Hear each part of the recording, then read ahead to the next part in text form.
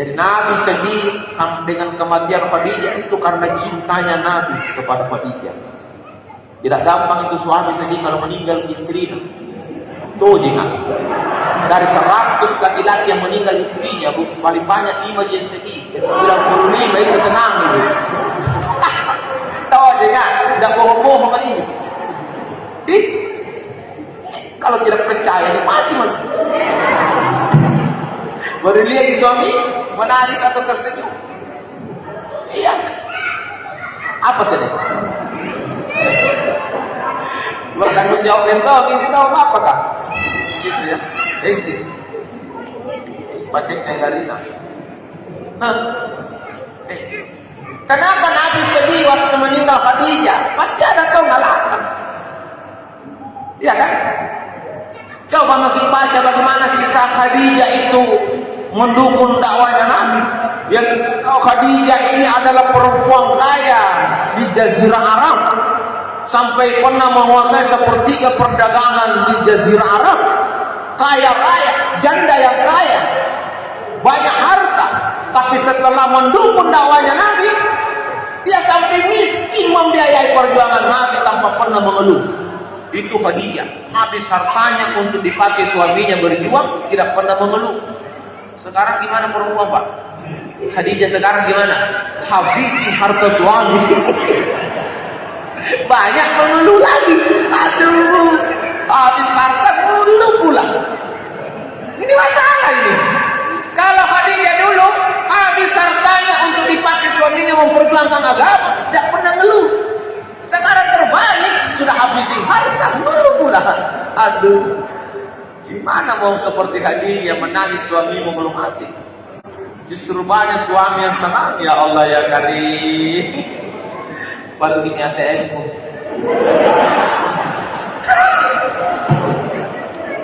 Ayo deh, selesai saja gini. Iya, coba. Itu Khadijah loh. Jadi kalau disebut itu Amul Husni, tahun kesedihan Nabi, wajar. Perempuan terbaik di sisi baginda Rasul meninggal di tahun itu. Maka saya berani berkata sampai hari ini, kalau ada istri-istri yang meninggal, lalu suaminya menangis 7 hari 7 malam, bersedih 7 hari 7 malam, maka saya pastikan itu penghuni surga. Kenapa? Tidak gampang suami nangisi istri 7 hari 7 malam. Tidak gampang. Kalau suami-suami sekarang masa bodoh. Dari dulu saya sudah harap kapan kau mati mak lampir. Dia kau fikir lagi, balala lagi. Ngapain ditangisi? Sekte balala pula. Ngapain ditangisi? Ya kan? Itu. Jadi tanda kalau betul-betul seorang istri meninggal dan mau masuk surga, tandanya bisa dilihat kalau suaminya sedih, berarti dia istri yang luar biasa. Karena suaminya susah melupakan kebaikannya. Itu. Jadi Amul Husni. Kita singkat-singkat lah. Berapa jam 11? Perut juga sudah lain-lain. Hari Jumat bagi-bagi makanan Pak ya? Hari ini ada tidak? Bukan hari Jumat ini Pak. Makanya saya bertanya. Kalau dekor saya masih ini Pak. Tadi sudah bilang bagi-bagi. Waduh, kenapa bukan hari Jumat acaranya ini lah? Aduh, orang bagi-bagi makanan hari Jumat, kok saya diundang hari Senin sih? Iya kayak ada makasih. Tapi salah ada ya. Benar.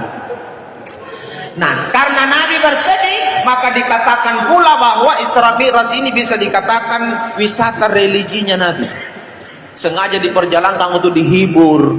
Karena Nabi waktu meninggal paman dan istrinya, Pak, itu mau seandainya kayak kita ini pegawai atau apa, mau pensiun dini. Iya, seandainya kenabian itu kayak pegawai, Pak, mau pensiun dini Nabi waktu itu. Karena Nabi ini sudah tidak tahu mau kemana lagi, siapa yang bisa bantu saya. Nabi mau putus asa untuk menyampaikan kebenaran ini. Akhirnya di wisata religi inilah Nabi kembali mendapat semangat. Karena di kejadian itu Nabi banyak melihat kekuasaan Allah. Maka disambung di ayat itu, linuriyahu min ayatina. Semua yang dilewati Nabi semua diberkahi. Apa yang tidak pernah dilihat orang sebelumnya, yang tidak pernah dilihat oleh Nabi sebelumnya, Nabi bisa lihat, Pak. Supaya kembali keyakinan Nabi bahwa risalah agama ini memang sebuah kebenaran yang harus saya perjuangkan. Jadi wisata religi. Perjalanan Nabi ini di Sermiran tidak gampang, banyak godaan. Banyak godaan, Pak. Diperhadapkan dua minuman, susu dengan khamar. Nabi pilih susu. Malaikat Jibril sudah berkata di waktu Nabi pilih susu, kau akan dapat kebaikan Muhammad. Iya kan? Dalam perjalanan digoda-goda, ada iblis menjelma jadi perempuan cantik menggoda-goda Nabi. Nabi tidak peduli. Itulah Nabi, digoda pun tidak peduli, apalagi kalau tidak digoda. Sekarang laki-laki tidak digoda saja tergoda, apalagi kalau sudah digoda, Pak. Selesai. Iya, Pak. Nabi sudah digoda, tidak tergoda. Kita sekarang belum digoda, tergoda. Gimana kalau sudah digoda? Gitu. Nah, akhirnya Nabi lolos dengan tes-tes semua itu, maka mulailah diangkat naik. Ketika diangkat naik, Allah mempertemukan Nabi dengan nabi-nabi sebelumnya lah, yang punya kisah-kisah yang luar biasa. Di langit pertama Nabi bertemu dengan Nabi Adam. Bla bla bla bla, diskusi bincang-bincang dengan Nabi Adam. Akhirnya Nabi Adam memberikan doa, semoga kau dapat kemudahan dalam semua urusan Muhammad. Setelah didoakan oleh Nabi Adam, maka Nabi pun naik di langit kedua bertemu dengan Nabi Isa dan Nabi Yahya. Bla bla bla, bincang-bincang, didoakan pula sama Nabi Isa dan Nabi Yahya, semoga kau dapat kebaikan Muhammad. Seterusnya naik ke langit ketiga bertemu dengan Nabi Yusuf, naik di langit keempat bertemu dengan Nabi Idris, naik di langit kelima bertemu dengan Nabi Harun, naik di langit yang keenam bertemu dengan Nabi Musa, dan di langit ketujuh bertemu dengan Nabi Ibrahim. Dan semua Nabi ini mendoakan agar Nabi Muhammad dapat kebaikan. Coba, setelah bertemu dengan nabi-nabi itu, Rasul semakin yakin, ternyata sebelumku banyak nabi yang juga banyak masalah, menghadapi tantangan. Gimana Nabi Adam menghadapi tantangan percintaannya yang dikeluarkan dari surga dan berpisah dengan istrinya, tahun-tahun tidak ketemu, itu tantangan. Makanya dengan banyaknya bertemu dengan nabi-nabi itu, ada 8 nabi ya, maka Nabi Rasul SAW ini semakin semangat. Luar biasa ini risalah. Nah, Nabi ingin melihat lagi tanda-tanda kekuasaan dan lain-lain. Jibril, adakah yang bisa saya lihat sebelum saya berjumpa dengan Allah? Jibril bilang, oke, kau bisa saya bawa jalan-jalan Muhammad. Dibawalah jalan-jalan ke surga dan neraka, Pak. Jadi kalau Nabi bicara tentang surga, Pak, harus yakin karena sudah pernah melihat surga. Kalau saya bicara surga, Pak, harus tahu yakin karena yang saya sampaikan apa yang pernah dilihat oleh Nabi. Mengerti gitu yang bahasaku? Jangan sampai ada bilang kayak tong ini apa, pernah Tommy pergi di neraka, katong pergi di surga. Enggak, Pak. Kan sekali lagi saya ulangi, kalau Nabi mengatakan seperti inilah surga, seperti ini neraka, harus yakin karena Nabi sudah pernah melihat. Maka kalau saya pun mengatakan seperti ini surga, seperti ini neraka, Bapak juga harus yakin karena yang saya sampaikan apa yang disampaikan Nabi. Jadi kalau Bapak tidak yakin dengan saya, Bapak tidak yakin dengan Nabi. Gitu ya? Ngerti? Gitu. Makanya apa yang diperlihatkan kepada baginda Rasul? Nabi diantar dulu ke neraka, Pak. Neraka dulu. Sampai di neraka, kita tahu penjaga pintu neraka itu malaikat Malik. Malaikat yang paling menakutkan, tidak pernah mau tersenyum. Jangan bilang ketawa, Pak, senyum saja tidak. Nabi saja heran, Jibril, kenapa ada seperti itu? Saya datang tidak ton dijemput-jemput dengan senyuman, sapaan. Ada apa dengan dia ini, Jibril? Jibril katakan, wahai Muhammad, seandainya dia pernah tersenyum sebelumnya, maka dia akan tersenyum kepadamu. Tapi ini malaikat satu ini tidak pernah tersenyum sebelumnya, tidak akan pernah tersenyum sampai kapanpun. Maka Nabi semakin penasaran, apa yang dia jaga ini sampai yang jaga saja ini menakutkan begini. Apa nih di dalamnya itu? Nah, yang jaga pintunya saja tidak mau tersenyum. Diperlihatkanlah Nabi sedikit tentang neraka, Pak. luar biasa. Diperlihatkan neraka, Masya Allah, api yang menyala-nyala. Lalu baginda Rasul diberikan gambaran dalam neraka itu ada orang yang diberikan daging segar dan daging busuk, lalu kemudian dia makan yang daging busuk itu, yang dia tinggalkan ini daging segar. Sampai Nabi penasaran, Jibril, kenapa ada orang seperti itu masuk neraka, makan daging busuk, tinggalkan daging segar? Apa katanya Jibril? Muhammad, itulah nanti umatmu Muhammad yang punya istri yang sudah sah di rumah, dia rental lagi istri-istri di luar yang tidak sah. Hati-hati kok, jangan suka rental-rental lagi, bos. Ini hati-hati. Betul anak ini kau, kalau tidak percaya gini mati lagi lihat di neraka.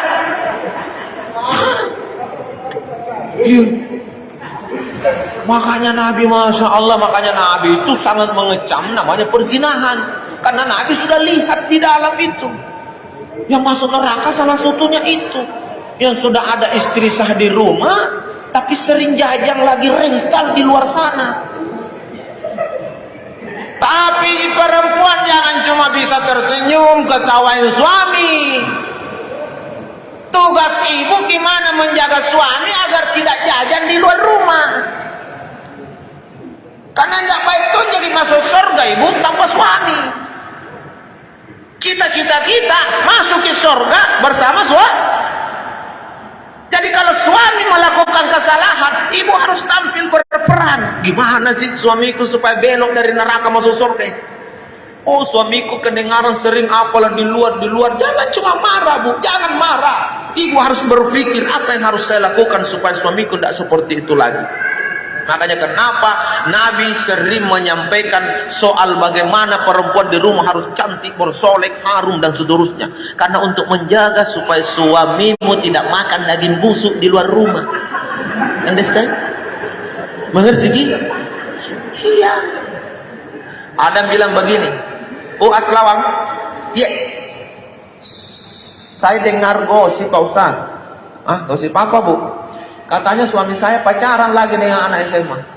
Saya bilang, oh bukan masalah, Bu. Gampang sekali solusinya, Bu. Ustaz, gampang apa? Saya sudah sakit hatiku ini. Suamiku mau diambil anak SMA. Saya bilang, tidak usah sakit hati, Bu. Itu kan dosa-dosanya suami kita. Yang ibu pikir bagaimana solusi yang terbaik. Saya bilang, gimana solusinya Pak Ustaz? Saya bilang, Ibu, kita tahu tidak kenapa istri ibu ngodok lagi anak SMA? Karena suami ibu suka yang pakai anak SMA. Ibu ingat dulu kapan ibu diodok sama suami? Iya Ustaz, waktu saya SMA. Nah itu, suamimu senang anak SMA, pakai anak SMA. Maka solusinya, pergi kok besok di pasar, beli roh SMA, beli baju SMA, sekalian beli tas.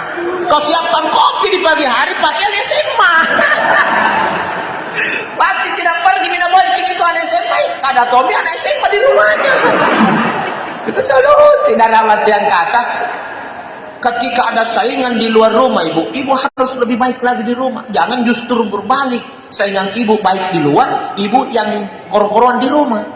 Nah kalau gitu, lu dengar bilang ada gebetannya suamimu di luar, kau harus tampil lebih baik lagi, harus lebih lembut lagi, lebih bagus lagi, supaya suamimu punya perbandingan.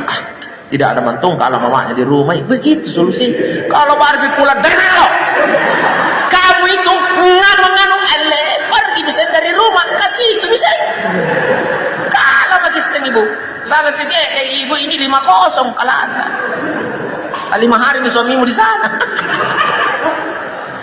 Harus lembut. Karena di pikiran kita jangan kedepankan ego. Yang kita pikir adalah ibadah. Mendampingi suami dengan hati yang penuh kelembutan, ibu, ya kan? Maka itu bagian daripada ibadahnya seorang istri.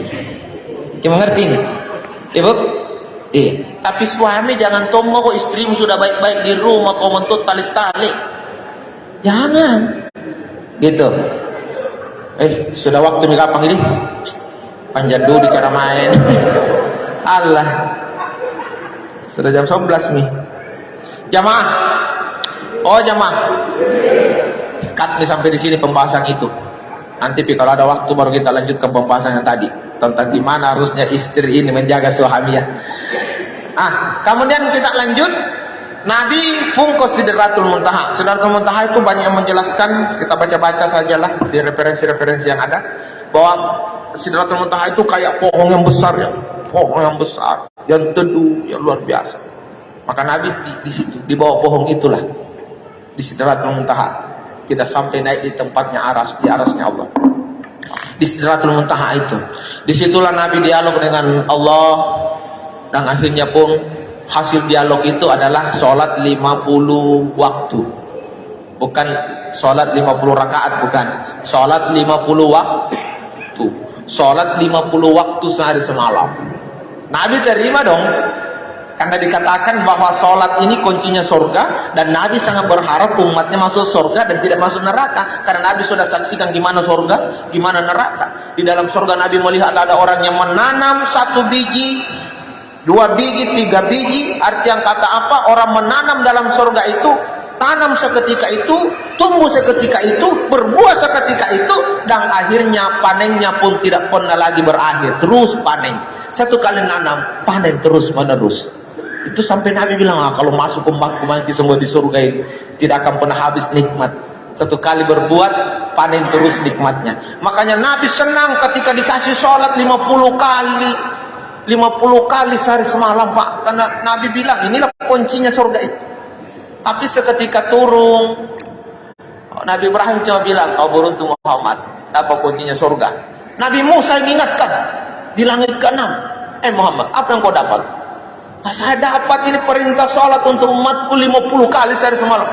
Wih, banyak kali itu Muhammad. Umatmu nanti kecil, kutu lagi. Kau nanti umatmu kecil, kutu pun tidak mampu. Jadi gimana Nabi Musa? Kau naiklah, minta dikurangi, naik lagi kurang 5, naik lagi kurang 5, sampai tinggal 5, sampai tinggal 5, Pak. Masih disuruh sama Nabi Musa, Muhammad, kau harus yakin Muhammad, ya 5 ini saja pasti berat nanti sama umat, karena saya tahu umatmu nanti kecil-kecil Muhammad, kutu pula.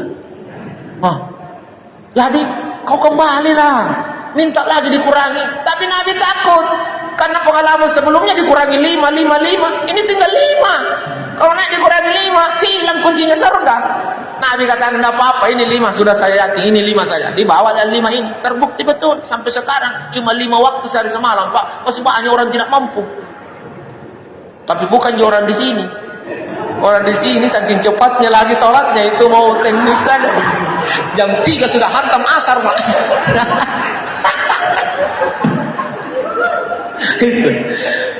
Iya, 5 waktu saja ini banyak orang kutu, Pak, malas luar biasa deh. Saya bilang, apa yang kau adakan kalau tidak sholat kau, bos? Kau kira pangkatmu itu bisa masukkan kau ke surga? Apapun pangkatmu di dunia tidak bisa banding dengan sholat. Pangkat akan kau tinggal, sementara sholat akan kau bawa. Mana yang kau lebih pentingkan, yang mau dibawa atau yang mau ditinggal, Pak? Pasti yang mau dibawa, ya kan? Harta kekayaanmu itu tidak ada apa-apanya kalau dibanding sholat, karena hartamu akan kau tinggal, sholat kau bawa. Makanya saya biasa bilang ketika saya sampaikan pengajian di anak-anak muda, di majelis taklim atau di remaja-remaja masjid, saya katakan, nak muda, kau nanti katanya sukses sudah bisa dapat gelar SAG, MPD, FROB, tapi apa artinya itu kalau kau tidak sholat? Adakah nanti di hari kemudian kau akan dimasukkan ke surga hanya karena kau dapat gelar PROB? Tidak. PROB tetap ditanya sholatnya. Yang PROB saja ditanya sholatnya, apalagi yang tidak tamat SD. Ditanya kita tentang sholat, Pak. Sholat. Maka jangan main-main dengan sholat. Sampai Nabi tegaskan itu supaya kita yakin bahwa sholat ini penting, Pak. Man taraka sholat, kata Nabi, siapa yang meninggalkan sholat, faqad kafara jihada, maka sesungguhnya dia sudah kafir yang nyata. Ini Nabi yang sampaikan ini supaya kita semakin yakin bahwa saya tidak boleh tidak sholat karena saya muslim. Pembeda kita dengan kafir, pembeda kita dengan musyrik adalah sholat. Sholat, Pak. Innal bainar rajuli wa bainas syarqi wal kufri taraka shalah. Yang membedakan kita ini muslim dengan orang musyrik dan orang kafir adalah ketika kita meninggalkan sholat. Sholat, Pak. Jangan main-main dengan sholat. Ibu sibuk apapun, sholat. Saya berharap setelah peringatan Isra Mi'raj kita semakin giat untuk melaksanakan sholat pada waktunya. Ingat itu, sholat pada waktu, dan sebaiknya berjamaah. Katanya Pak Kepala Badan sudah disiapkan tempat berjamaah, masih banyak lagi yang bikin tempat sholat lagi di ruangannya. Apa salah orang sholat sendiri di ruangan? Tidak, mending sholat sendiri daripada tidak sholat. Tapi sebaiknya kalau bisa berjamaah. Kenapa mau sendiri? Nah, kita sudah sering pasti dengar ceramah sholat jamaah itu 27 derajat lebih tinggi daripada sendiri. Yang kedua, berjamaah itu lebih aman, lebih akurat, jauh dari kesalahan. Kalau sholat sendiri salah ki, lupa ki, siapa mau ingatkan ki? Nah, saya yakin orang yang rajin sholat sendiri pernah mau salah hitung. 3 rakaat aminyo, 4 kan? 4 kapan? 3. Nah, kalau orang malas, Pak, ketika antara 3 dan 4 pasti dia ambil 4 karena orang malas mantung. Padahal kalau bimbang antara 3 dan 4, yang kita harus ambil yang 3. Makanya harus ada sujud 2 kali sebelum salam untuk menormalkan kembali, yang kalaupun lebih mengurangi untuk cocok. Mengerti itu? Makanya kalau tidak mau bimbang 3, 4, 3, 4 kalau zuhur berjamaah. Masa 30 orang berjamaah semua lupa? Si tangga ngasih kabus. Saya yakin di antara 30 jamaah belakang ada kaum yang ingat, salah ini. Pasti tidak bilang subhanallah. Nah, supaya sadar imam, oh iya salah betul. Karena imam pun kalau salah itu Pak, ada tuh jadi pikirannya, salah kapan ini? Ku coba mami dulu berdiri. Kalau berdiri ya tidak ada bunyi-bunyi, berarti cocok ya. Begitu imam. Makanya kalau imam itu salah, ada rasa gitu Pak. Kalau ada iman tidak pernah merasa salah, imannya ini mungkin tidak sadar. Jadi makanya kalau imam itu merasa ada di suara subhanallah, aku bilang memang di salah ini. Turun kita tidak pun berucap bilang aku bilang memang salah, nanti saja salah. Langsung dia cari posisi yang benarnya. Kalau memang sudah lewat rakaatnya, dia akan langsung duduk untuk tahiyat gitu. Jadi itu enaknya kalau berjamaah. Makanya kenapa tidak ada kantor Pak? Yang ada di dalam kantor itu cuma kepala saja.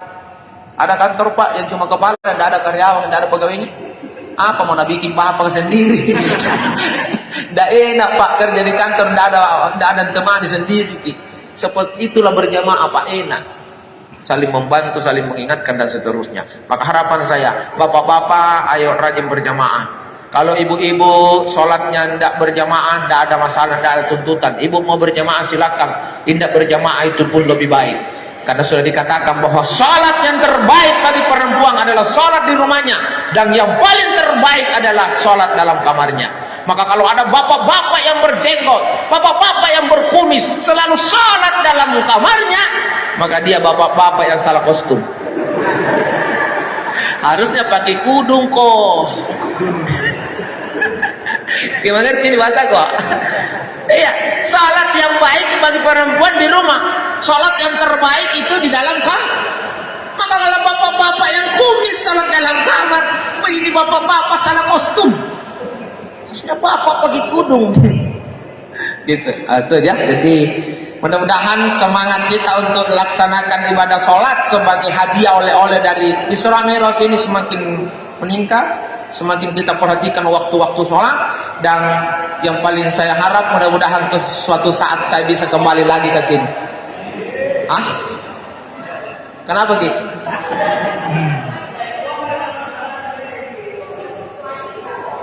Begitu. Saya berharap mudah-mudahan suatu saat saya bisa kembali lagi ke sini untuk bawa ceramah apalah nanti. Berharap, bukan minta dipanggil, nah. Bedakan berharap dengan minta. Saya cuma berharap saja. Karena saya bilang panggilkan. Ya, gitu. Dan pertemuan kita di hari ini adalah pertemuan yang pertama di tempat ini. Dan saya berharap pertemuan pertama itu berkesan sebagaimana pepatah mengatakan yang paling berkesan adalah pertemuan yang pertama. Itu insya Allah.